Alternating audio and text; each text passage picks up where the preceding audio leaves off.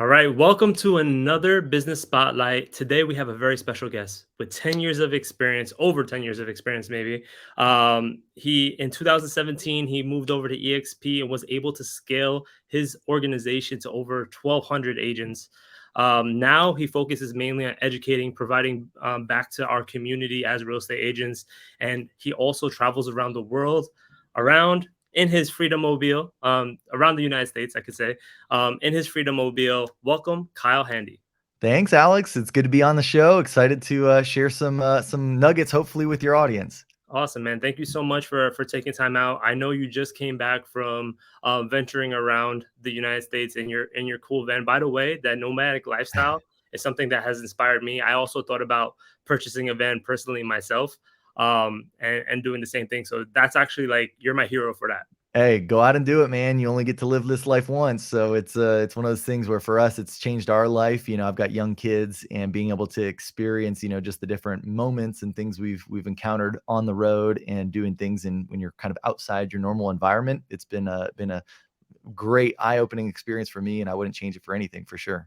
Awesome, awesome. So, for those people in our audience who have probably not heard of you or may have not heard of you, can you tell us a little bit about your story, where you're coming from? Because you have a pretty inspirational story in regards to starting off, your wife believing in you and then pushing forward and now scaling to such a massive organization.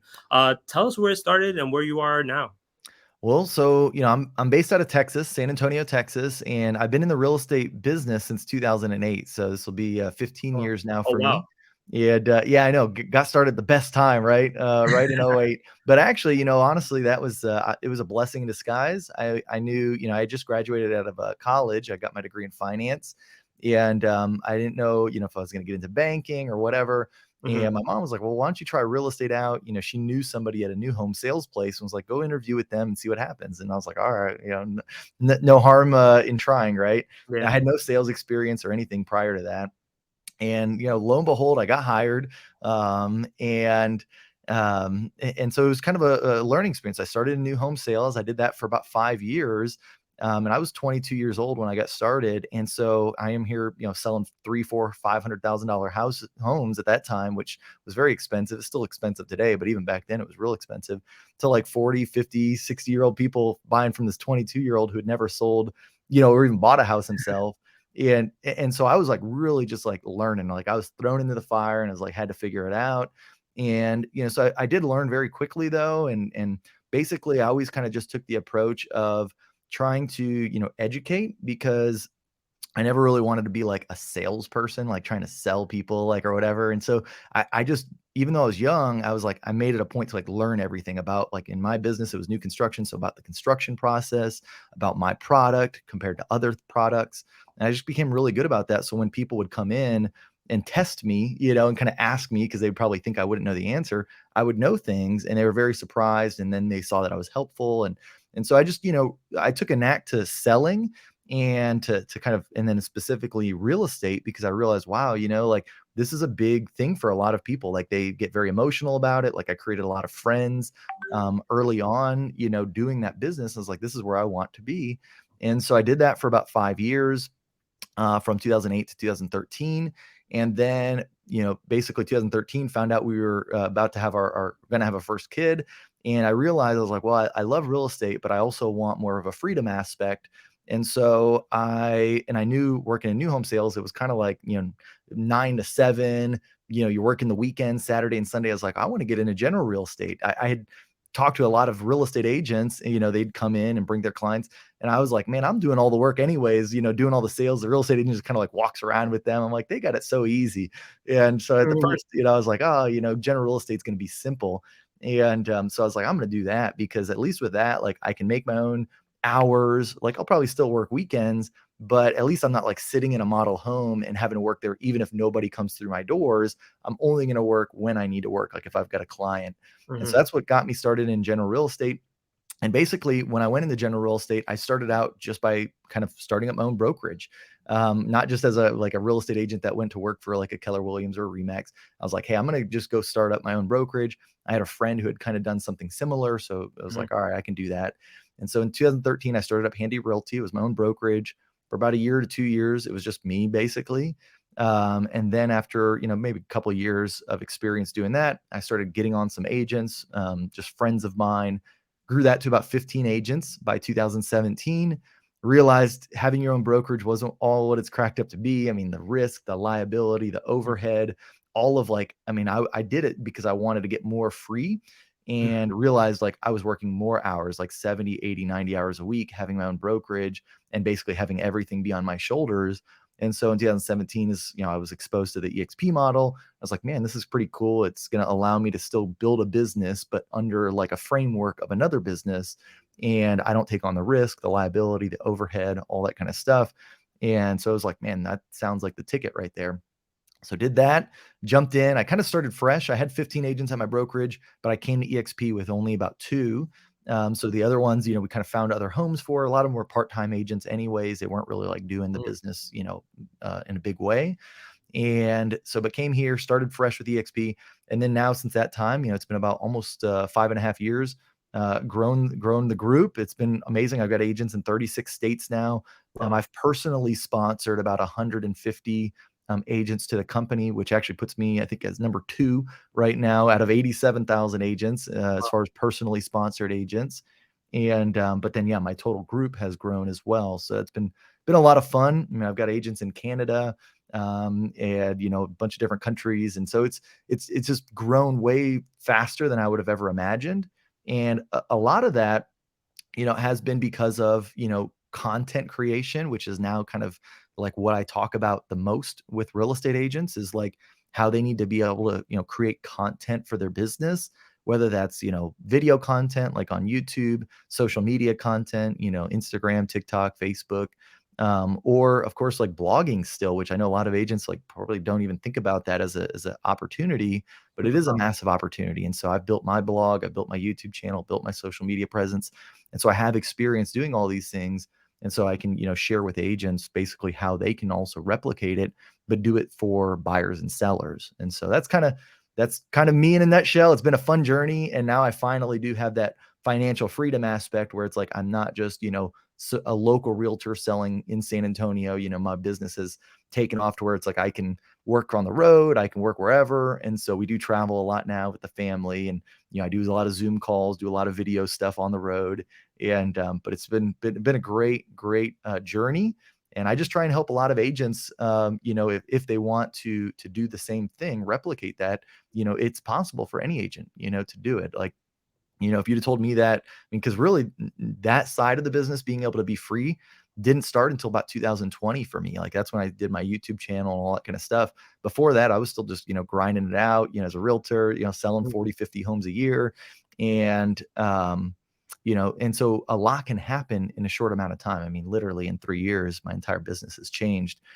So it's been fun. And for anybody that's willing to put the work in, for any agent that's willing to put the work in and learn and, make mistakes and stuff like that along the way, it's completely possible still. So Awesome. yeah, So you mentioned a couple of things that I kind of want to unpack yeah, because in the beginning of your career, you said that you were really mastering the sales aspect of things, right?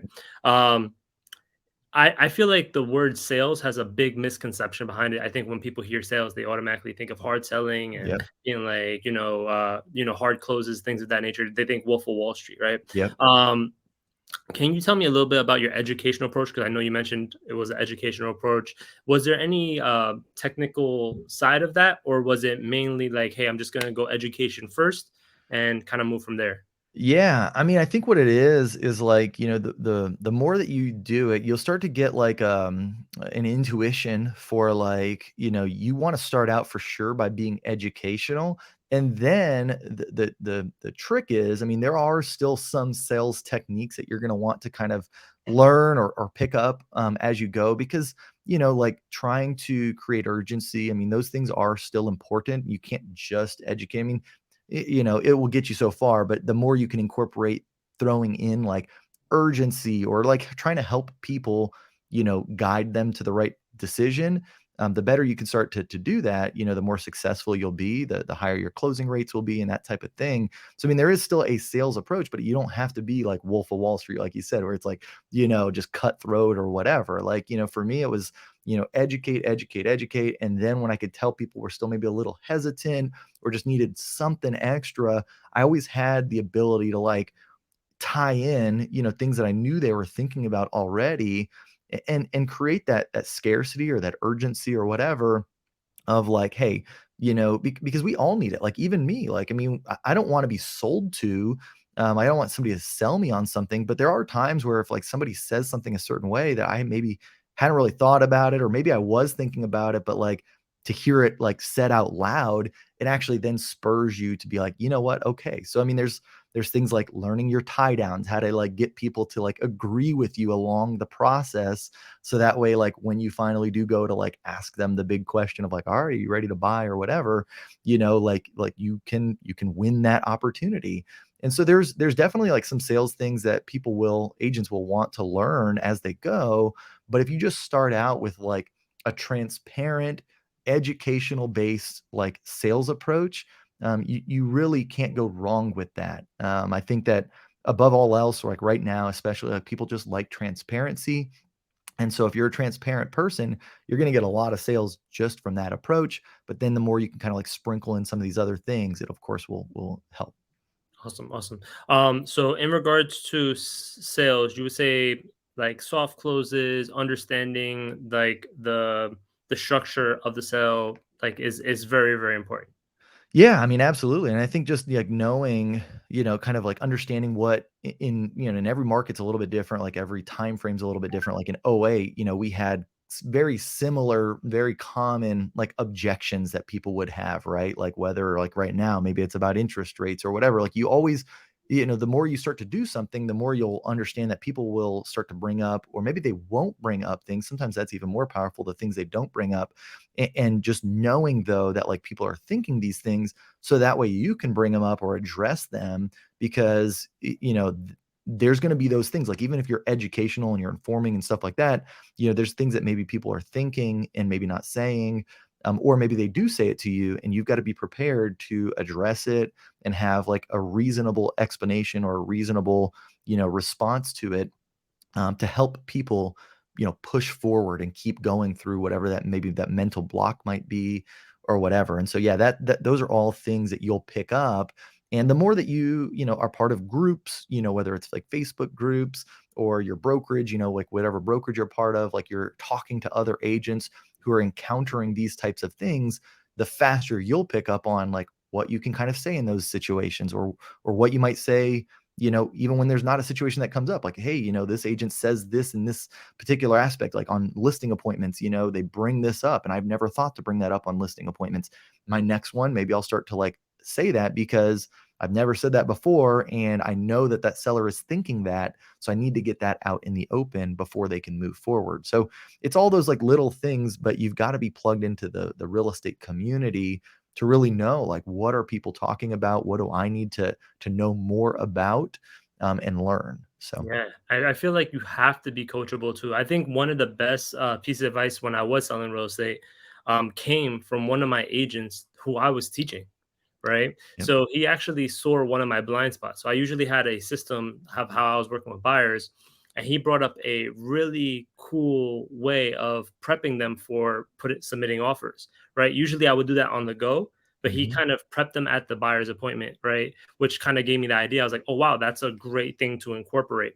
So I feel like being coachable, understanding sales. When you first started understanding sales, did you I'm sorry. Did you actually like have any specific coach that you were following? Did you have any books that you were kind of really engulfed in? Yeah, well, so, the interesting thing about my journey is like, 'cause I started in new home sales. I mean, that was kind of a blessing for me because it was definitely more structured than like just getting into real estate as like a general real estate agent. Like we did have like actual like sales meetings and sales Mm. trainings, and like to the point where literally, I mean, I've got CDs, in one of my bookcases of secret shoppers. Like they would send secret shoppers through the model homes with like, hidden cameras to record you and like your presentation basically. Wow. And so like I would be able to like watch those back and like hear what I said and how I said things. And so yeah, I mean, I very much did like I was aware of my sales at the time, and we had I didn't have like a one particular coach. Like we had like a sales manager at the time with new home Mhm. sales, and that was kind of, I guess you would say, maybe the closest thing that I had to a coach, because they would have sales meetings and talk about different things we should be saying and how we should say them, and that type of stuff. And then they would send us like I think like once, maybe twice in the first couple of years that I was with that company. They sent me to like a sales training for like 3 days or 4 days or whatever. Like I think it was ninja selling, to be honest with you. You've probably Ninja heard of selling? ninja selling. It was like a thing that they did and put on. And so I went to that kind of a convention just to like learn sales. Ninja selling was good. I still have actually a ninja selling book, and every now and then like I'll pick it up and look at it. And it is interesting because I have notes in there, and I'll like read back like my old notes of what I thought sales was back then and stuff. And so it's all that stuff is kind of fun. But I mean, it's an art, like learning how to sell the right way, like learning how to sell to where you're not like pressuring somebody like in a bad way, where you might put pressure on, but it's like in a way that you're helping the person, and it's not, it doesn't seem like sleazy or anything like that. You're just being very methodical about it, right? And Yep. so I do think a lot of agents could use that experience if they don't have prior sales experience before getting into the industry. 100%. Yeah, I feel like it definitely is important to focus on sales before marketing. I feel like everybody comes into the industry, they're like, I want to focus on marketing, I'm going to do this, I'm going to do this. But honing in on those sales skills, I feel like are super important. Understanding how to consult, how to do a presentation properly. I feel like that's where the magic happens. And then from there, you scale with marketing, you scale with Absolutely. branding. Um, Yep. so, with that being said, what were some of the biggest struggles that you faced earlier on in your career? Right, because I feel like we learn a lot more through our failures and our struggles than we do through what we had right off the bat. Right. What were Yeah. some of the ones that you struggled with in the beginning? Definitely I struggled with like scaling and like doing it, the right way. I felt like, when I first got into general real estate, like, fortunately I did have kind of not a backlog, but I had people because I'd been working in new home sales for 5 years. At this point now I'm probably 27 years old. And so like I've got some friends and family. I've grown up in San Antonio. So I had friends and family that were like buying and selling homes themselves now. And then, like I said, I had a past client base of all these new home sales. So I wasn't starting from scratch. So I actually did get started like pretty quickly when I started in general real estate. Like I would sell probably 20, 25, 30 homes like within my first, year to 2 years. I was selling that pretty consistently and was able to like kind of scale that up to 30, 40, 50, 60 homes pretty quickly as well. Um, but I would say where I started really making some mistakes, and they were pretty big mistakes. I mean, that lasted, 3 or 4 years, was like trying to scale because I was trying to grow, and I was willing to spend a lot of money and reinvest, but ultimately, I would end up making way less than what I would have just made like doing real estate by myself. Like it's kind of one of those things where like growing a team, there was a lot of learning lessons there. Growing a brokerage, there was a lot of learning lessons there. Also like leadership things, like, becoming a better leader and how to, work with other people. There's a lot to learn. And I made a lot of mistakes from that standpoint.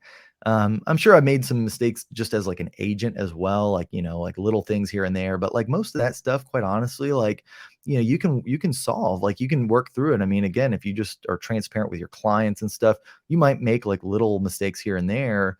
But I think that was my biggest one though, had to do with like scaling my business, like how I should do it. Also, just like this is a big one, I think, too, is I realized later on, like 4 years, 5 years later, what my 80/20 rule was for myself. Like, I realized, like, okay, hey, most of my business throughout my entire career was sphere of influence. Mm, But where I spent all of my money and all of my time and all my research was trying to learn like Google ads and Facebook ads, right? And then I look back at all the business that I had got, and I mean, I spent 80 or 90% of my time and money trying to get Google ads and Google like leads to work. And that only accounted for 10% or 20% of my closed deals in my whole entire career. And I never really like doubled down on my sphere of influence. I mean, I got sphere of influence deals just because I was kind of like, you know, working my database here and there, but it wasn't like anything I made a priority. And it's like, man, Mhm. I know agents now that like they make their database their priority and they've grown massive businesses because of it. And I never did that. And, you know, and it was just like one of those things like looking back, I'm like, man, that was a big mistake. So that was, I would say that was a big one. The other one that like looking back that I'm like, man, this was kind of something that I wish that I would have done sooner was like personal branding, or actually just like thinking of how important branding is. Like back in the day, I was like, like, you know, I knew what branding was, but I was like, it's not that important. Like, you know, Yeah. I'm not Apple, I'm not, you know, Coca-Cola. Like, I don't care. Like, I'm not trying to build this massive business. But even just as a real estate agent, like when you start to personally brand yourself and you like lean into that brand, that thing starts to work for you 24/7. And it really starts to like, you know, make every other aspect of your job easier. You know, Mhm. versus like every single deal, you know, I had to like kind of start over and fight for it and like, you know, do all these things. Whereas like now it's like my brand works for me. Like, you know, it creates opportunities.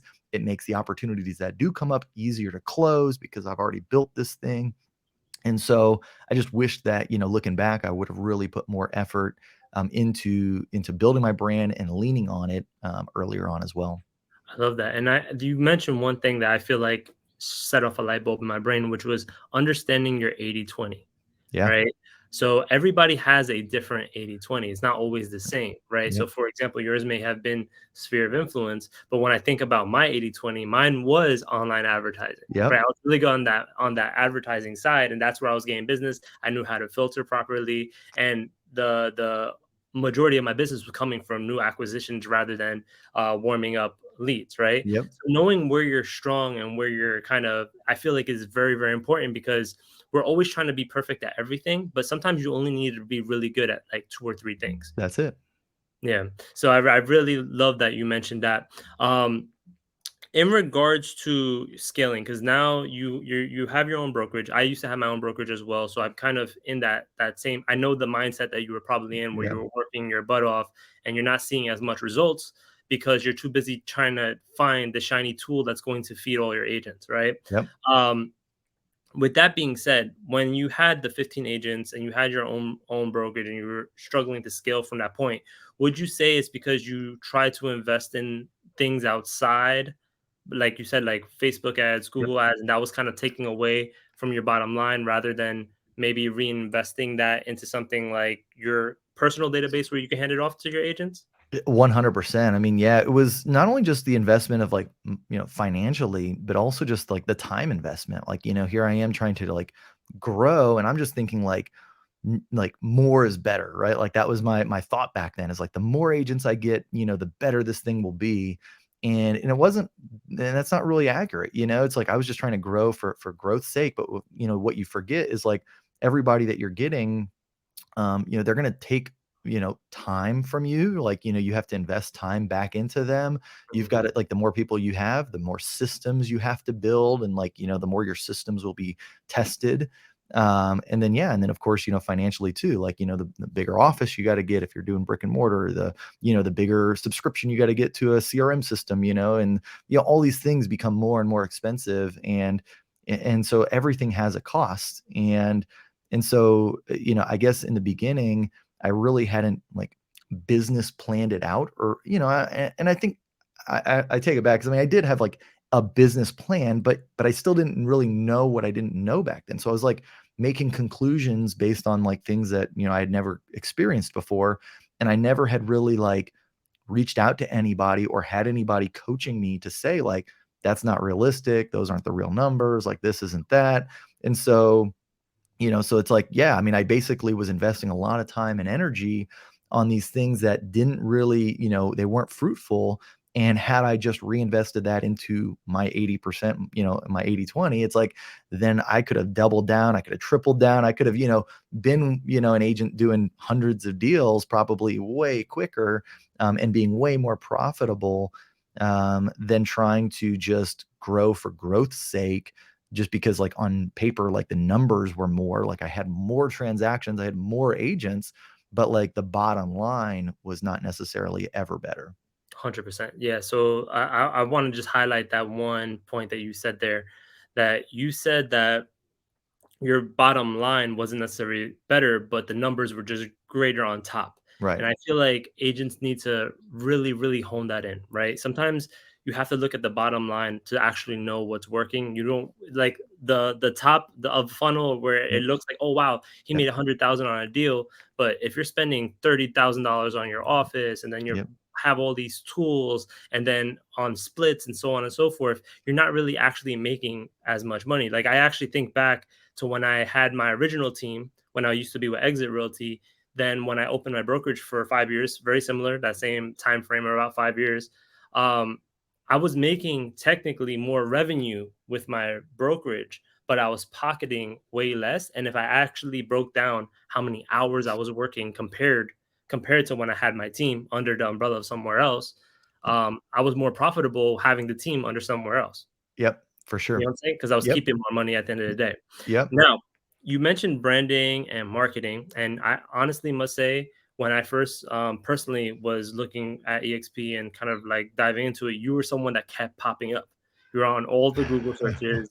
I guess your SEO is super duper strong when it came to that. What are some of your marketing strategies, some of your branding strategies when you started taking it seriously? Like, what are some things that you really invested time in educating yourself? What are some tools that you invested in order to kind of get your brand and marketing out there?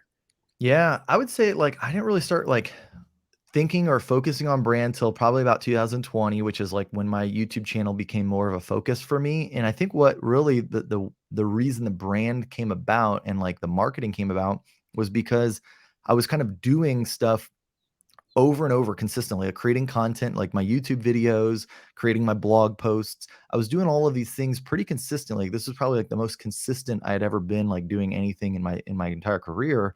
And the more that I would do something, I was always trying to improve it. And so, like, because I just kept doing the same thing over and over, and I kept trying and get it a little bit better each time, it started to, like, build my brand for me, because I was like, well, shoot, like, this would look better if I had that on it, because, that's what this person does, and that looks really cool. So then, Mhm. like, I would, change something, I'd tweak it. And it was because I was so just in tune with what I was doing, um, and trying to make, like, incremental improvements, that my brand kind of, like, grew on its own, like, I'm sure that in 2020, I established, like, a brand that I thought back then, but that wasn't, like, the brand of what it is today. Like, my brand was, like, a growing thing.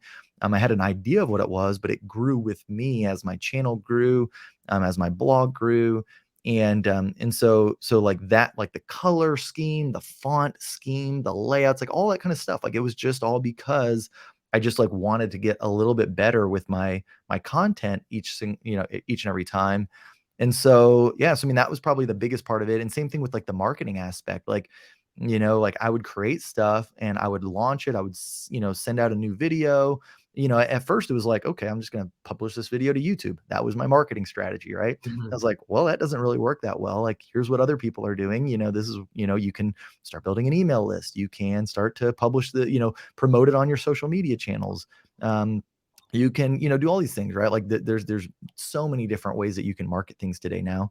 Run ads, so I was, like, trying all these little things to market things better, and some things worked more effectively than others. So, they stayed on the marketing plan or marketing list, like checklist of things that I do whenever I create a new piece of content. And some things didn't work, and they would be, squashed, and I wouldn't do that Mhm. anymore. But I would try a lot of different things, and I would hear about a lot of different opportunities, because I'd be very plugged in and seeing what other people were doing. And so that kind of is how my marketing plan kind of came to be as well. Nice, nice. So testing is super important. Um, One thing I like that you said, it was something you also created a first party email list. I Hmm. feel like a lot of agents don't underestimate the power of that first party data. Oh yeah. Um, you know, like trying to get somebody off the internet or off any, like, you know what I'm saying, is really hard in itself. But Yep. once you do, that's where the magic happens, right? That's where you're Oh yeah. able to, really connect with them, speak to them on their level, and understand them even a little more in depth. Yep. I know with Design for Agents, we started, organically marketing ourselves just straight through Instagram. like we didn't really have any real strategy. But then once we started putting strategy into building that first party data, that's when everything started taking off. And the same thing applied to our real estate business, right? Yep. Once I started taking that information, like, all right, I'm gonna put them on a weekly campaign where we're gonna do a listing of the week and we're gonna highly produce this. That didn't work as well as me just like putting out a random video of just like check out the most expensive house here, right? And Yep. then I would get first party data that way, and it was Yep. all about nurturing from that point forward. Um, so would you say right now, part of your strategy, because now you're in that education space, right? So Mhm. you kind of stepped out of production and now you're more into that education space. Would you say YouTube is the most, is that like kind of your top of funnel? Like that's where you're mainly focusing on and everything kind of comes from there? Yeah, I would say definitely like so it's basically between YouTube and blogging for me. They both serve a purpose. I think like SEO wise, like Google's still the number one search engine in the world. YouTube is number two right behind it. So there's still a lot more searches that take place on Google. So I still want to have a presence when it comes to like having a blog, having a website, and even for real estate agents, I think having that presence because people are searching on Google to where you pop up in the search, results page is important, right? There's still a ton of value in that. But for conversion purposes, having a YouTube channel and having a YouTube presence and having videos that are, optimized where people search and find you on YouTube is great for conversion because through video, people get a chance to see who you are. So you're already kind of like pre-qualifying your opportunities. They're kind of pre-qualifying themselves, So like what's cool about YouTube is like people see what my style is, you typically try, you'll attract a lot of people who are like you. And then you'll also convert the people that want to be around you. So they're already, happy with you.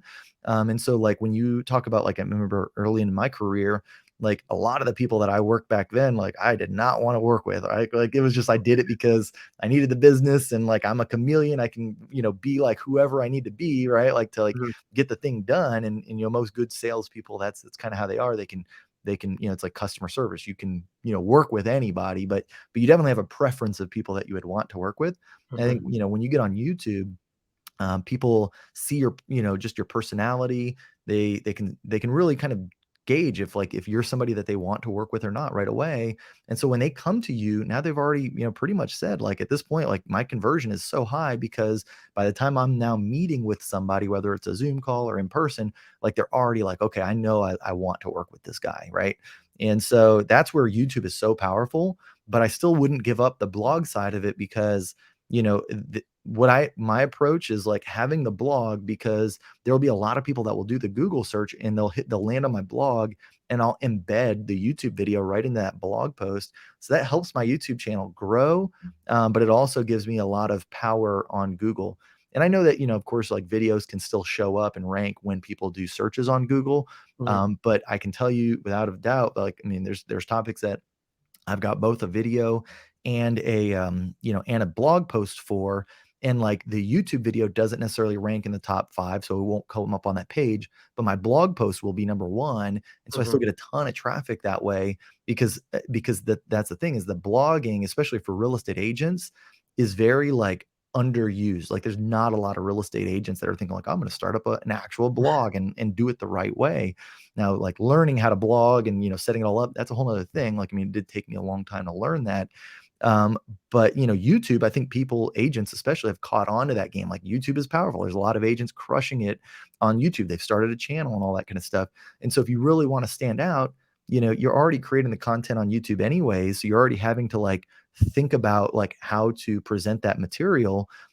For me, I just basically it's almost easier because I think about the material, I create a blog post first because now I've put all my notes down on paper and I can either use that blog post as a straight up script or I can use it just as an outline to help me, make a video for it. And Mhm. so, it's You're not like like cross that. pollinating. So it's Yeah. like you use the blog as that the idea capture, and then Yep. from there the video come, and then from there that's when the social media comes from. But it all To starts. promote it. Yep. Yeah. Gotcha. Oh, I like that. Yep. So, yeah, so that's been my approach and, it's done really well, I mean, basically like SEO wise, you do any kind of searches for eXp Realty or, a lot of just real estate agent topics like open houses, or, for sale by owners, expired listings, Facebook ads, Google ads. I mean, you do searches about that for real estate agents, and my stuff's going to pop up. And it's just because, again, I've taken that approach, and it works very well. Nice, nice. And talking about YouTube and your strategy itself, I know that you have a couple of courses on your website that people can check out. We'll click those. I mean, we'll have those links in the description below for you. So tell us a little bit. I know you have a Flight 101 and you Yep. have a YouTube Academy type of situation set up. You Yep. want to talk a little bit about those courses and what people can expect from those courses? Sure. So yeah, I think I've got about, 6 courses on my academy. So, it's academy.kylehandy.com. And the two though that are the most popular for sure is, my Flight 101, which is basically a course that I did with a buddy of mine. He's a newer agent out of South Carolina. He's been in the business now 2 years, but he's absolutely crushing it. And I wanted to specifically partner with him on it because since I've been a new agent for about 15 years, there's a lot of things that, like, even just in the mindset that I'd kind of forgotten or whatever, I can still speak to it, but there was just things that I hadn't done in a while, or been that new in a while. So I wanted to have him jump on. Plus now, I mean, he's selling like 30 homes. So he was able to accelerate quick. So I Mhm, wanted somebody who was like that to be able to go with me on this course. And so we built this course from the ground up. It's 10 mhm, video lessons. We've got like 35 downloadable resources in it, which includes like stuff about YouTube, stuff about, open houses, mhm, all sorts of things in there, right? And it's only 97 bucks. So it's very affordable course, and we put a lot of time and effort into it. So that's a great course for anybody that's like within their first couple years, I would say. If you've already been in the business, 3, 5, 7 years, you've already got your business going, you're just looking to like scale it, probably not the right course for you. But if you're just getting started, that would definitely be a great course for somebody. mhm, But then my second, top seller, of course, would be my YouTube course. It's actually just like a master class. It's something that I did. It's the course of like 5 videos. They're each about an hour long. But within those 5 hours, I mean, I literally take people in like the back system of my YouTube channel. I show them how I like, do keyword research, like, and identify the different opportunities that I want to do for my videos, mhm, and how I organize my content, how I optimize it, how I promote it. And so like all of that's within like 5 hours. It's not super like polished like how Flight 101 is. I mean, that one's got, really nice video quality and like downloadables and stuff. So it's kind of raw, but like if you're looking to grow your YouTube channel, I promise you everything's in there that will get you started. Like, I mean, even goes through like your camera setup, like which ones to buy, like what not to buy, how to save money, all mhm. that kind of stuff. And so, I mean, that's a good one as well. That one's only $97 too, Yeah. on that As same you academy. see, quality difference right here. You see my quality, you see my quality. I'm here just hanging out with, my camera right here. So there's definitely things that we all can pick up from, and obviously you can see which one is more attractive straight here, right? So this is a perfect example of things that I could potentially be learning as well to kind of because your field of depth right now is really great. You have that blurry Yep, background. It's just like really cool looking, really crisp. yep, Uh, so yeah, if you want to start creating great videos like my man Kyle Handy, and you want to actually optimize people actually viewing your videos, right? You yep, gotta check out these courses. I know I yep, am personally. yep. Gonna check them out. Um, so I like to end each interview kind of with this one question. If you had one piece of advice for a new agent, right? Someone who's just fresh in the business, what would you give them? And you had this is like you're gonna like tattoo this on them, and this is the one piece of advice that they need to know. What would it be? Man, it's funny. I actually have an agent who I'm good friends with now, and he started, with me when he was brand new. And the one thing I always told him, I said, good things happen when you hit the streets, right? Like, and it's funny because now, I mean, he's been an agent for like 4 years later, and it's like stuck with him to the point where like whenever we see each other, like he kind of says it right to me because, and he's a hustler, like this agent, he works his butt off, but he always says that back to me. He's like, man, that was like one of the best things you could have said, because like it basically established in his mind that like you got to take action. Like you got to go out there. Like like in that case, like back when I said that, and we were doing like open houses all the time. We were door knocking. We were going to like mixers and events, and like Mhm, meeting people belly to belly, face to face. And like, and maybe that's not your MO where it's like, hey, like, I'm that type of agent where I'm going to go to mixers and stuff like that. But like the idea behind it is still very relevant. Like you've got like there's a million things that you can do in the real estate business that like will keep you busy per se. mhm, But like Where the rubber meets the road is like where you're actually like prospecting, you're like in front of somebody. And so like don't confuse all of this other stuff that you're going to do with like making phone calls and like, hopping on Zoom calls for like listing appointments or buyer presentations, or like physically just going out and like meeting people and like going to events and mixers or whatever, right? Like do what you got to do, because like that's where the real business takes place if you're a newer agent, especially, right? Like you've got to be creating relationships with people. This is a relationship business. And so if you're not making relationships every single day or enhancing those relationships, you're missing the mark. Yep, and So, that's definitely a common thing that I see among all top producers. That's something they always say. yep, This is a contact sport. It's all about relationships. It's all yep, about really building that connection, because once you build that trust, that it's hard for that to be taken away. for Uh, sure. but I love that. Good things happen when you hit the streets. Remember Yep, that, that's guys. it. That might be the catchphrase that just pops up on this. Good things happen when you go out there and put yourself out there, whether it be on social media, Yep, whether it be on YouTube, whether it be on door knocking or just running mega open houses or open houses. It all requires that you show up consistently, right? yep, Awesome. for sure, Well, man. Yep, yeah.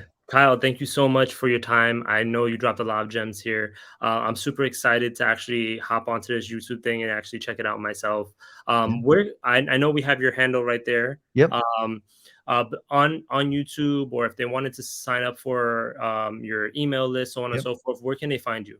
So you can go to kylehandy.com if you want to sign up for my email list. There will be pop-ups there, or in the top right, there's a free giveaway that you get when you sign up for my newsletter. And so you can jump on that there. If you want to contact me, you can email me, kyle@thehandyteam.com. Or probably the best like social media way to get a hold of me is through Instagram. Just direct message me on there. So that's the best ways I would say to contact me. I'm happy to help if anybody's got questions or anything like that.